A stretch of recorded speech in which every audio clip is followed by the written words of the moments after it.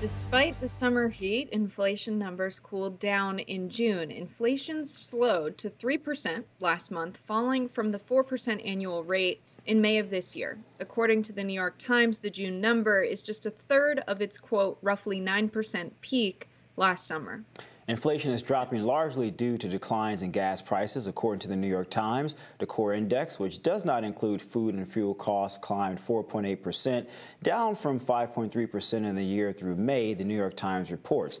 The White House celebrated these new numbers, and President Joe Biden said in a statement yesterday, "Good jobs, lower costs, that's Bidenomics in action." Professor of economics at Bard College and director of the Economic Democracy Initiative, Pavlina Tcherneva, joins us now to discuss. Professor, thanks so much for joining us. So I have a quick question for you as we hop into this. Now, we know Jerome Powell just testified before Congress, and he stated, quote, "Inflation has moderated somewhat since the middle of last year. Nonetheless, inflation pressures continue to run high. Through the process of getting inflation back down to 2% has a long way to go." What do you think about that while the White House celebrates Bidenomics? Yeah, I don't think that inflation is that big of a problem. In fact, as the opening just provided the data for us, right? We have been seeing cooling inflation trends for the last year. They're significantly declining, especially energy prices, which were the main cause for inflation increases last year. So we are seeing moderation across the board. We also are seeing car prices declining. And as you said, food has edged up a bit, but that is also on a downtrend. Where we are seeing inflation is in services, personal care, recreation, but the largest contributor to the inflation number is the rent index. And so housing continues to be expensive.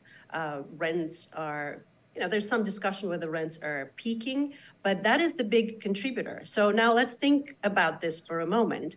The Federal Reserve is trying to tackle inflation, and yet interest rates, in fact, make housing more expensive. I think what we can say safely is that we should be thankful that despite the hikes that we have observed over the last year, inflation is moderating and the labor market remains strong. People are entering the labor force. The unemployment rate is still low at 3.6%, and we can go further. So yeah, it sounds like from what you're saying, this policy that we have, which I think it was James Galbraith that says, just raising interest rates and lowering interest rates as the only tool you have to address inflationary concerns is kind of like driving a car, and all you can do is either put your foot on the gas or slowly take your foot off of the gas. But there's a lot of other things that go into driving a car well and even maintaining a car. Can we thank interest rate hikes at all for this cooling of inflation? I don't really think we can thank interest rates. I think interest rates are intended to reduce demand. But what we understand about the inflation that we've observed in the last year is that it doesn't come from strong demand or strong spending. Even though the labor market has been improving, wages have not been increasing. And the Fed itself has been quite clear that its wages are not driving the inflation that we see. So the Fed has a kind of a mistaken identity problem when they think about inflation. They tend to want to reduce demand, purchasing power, spending. But in fact, inflation comes from the supply side factors, from the disruptions from the pandemic, from the various shutdowns, and the general adjustment of the economy post-pandemic. It's interesting that you brought up wages, because if you look at the Consumer Confidence Index, it is pretty high. It's the highest it's been in about 2 years now, yet wages haven't necessarily increased. Now, Europe, they're actually dealing with the same thing. What measures do you think are needed in order to change that? I mean, people are finding jobs, yet the jobs aren't correlating to higher wages.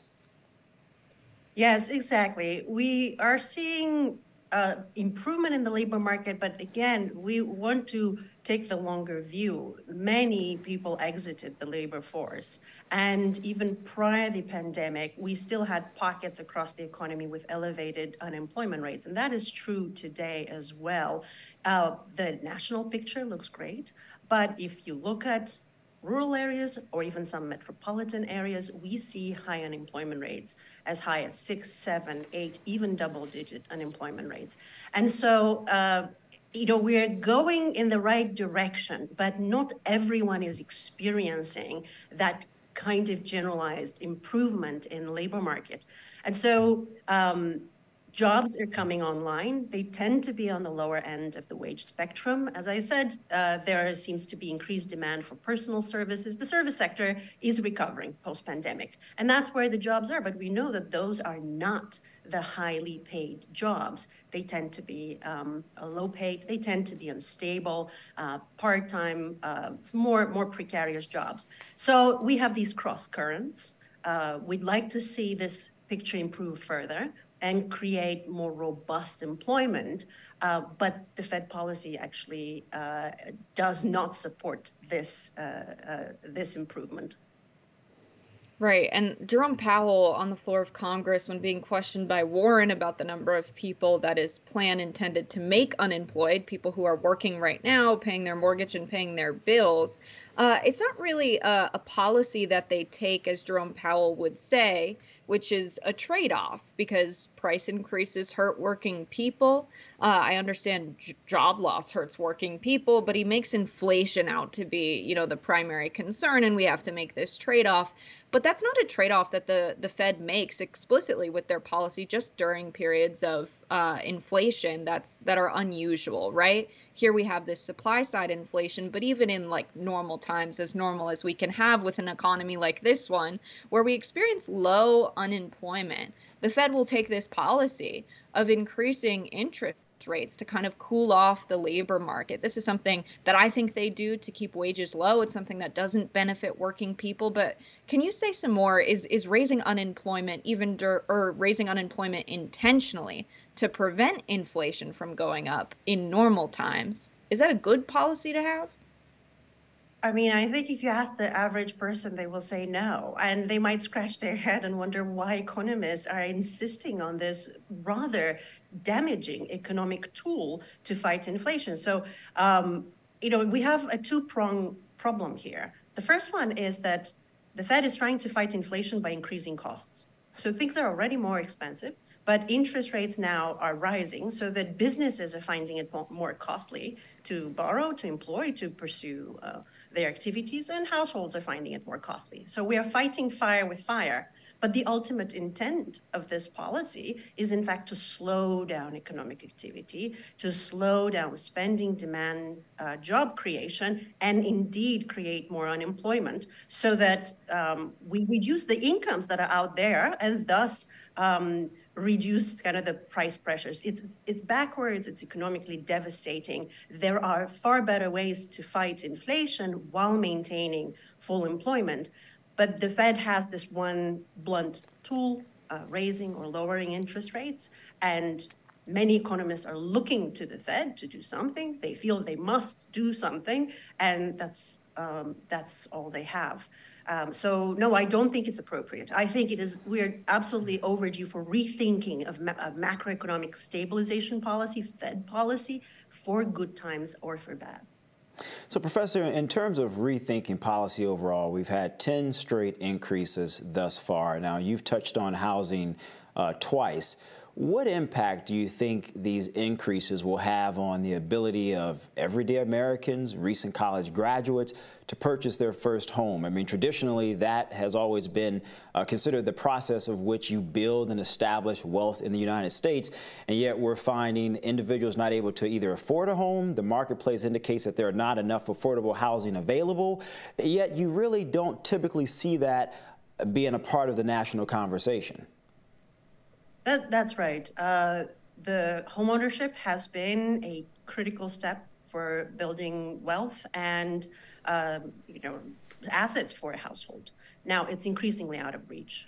We know that there is housing shortage in virtually every community in the US. Raising interest rates is making that problem worse as mortgages are prohibitively more expensive. We see other problems that households are experiencing. We're seeing increasing costs of education. Students are borrowing now at higher interest rates to get that student loan and go to school. We know that medical bills are still quite high, and to the degree that medical debt has been increasing, that is also becoming more expensive. So we do have structural problems. They don't quite show up in the traditional inflation numbers, but these are the key areas that are hitting households in their pockets, that are making life more difficult. And that's what we need to be thinking about: how to make housing more affordable, how to make college education more accessible, and healthcare as well. Professor of Economics at Bard College and author of The Case for a Job Guarantee, Professor Pavlina Tcherneva, thank you so much for breaking this down with us.